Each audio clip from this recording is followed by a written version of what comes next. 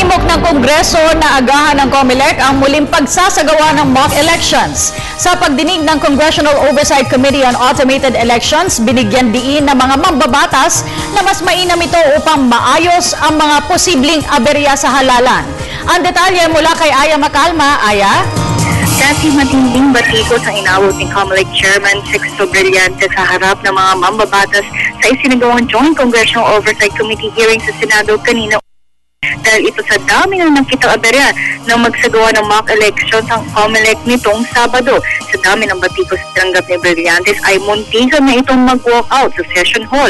Balak ni Brillantes naman na 6 na araw bago ang May 30 midterm election ang susunod na mock elections. Ngunit nais ni Senator Alan Peter Cayetano na gawin ito 45 araw bago ang eleksyon. Ito rin ang hiling ni Congressman Nery Colmenares para may sapat na panahon ng COMELEC ayusin kung may makitang aberya sa ikalawang field testing ng mga PCOS machines. Gayunman, hinamon ni Cayetano ang COMELEC na dapat 100% fraud-proof ang PCOS machines. Kung kinakailangan humanap ng mga kapag-hack nito upang iwas dayaan sa eleksyon ay dapat maglaan ng pera ang COMELEC para bayaran ng mga hackers. Gate naman ni Brillantes na walang perfect elections.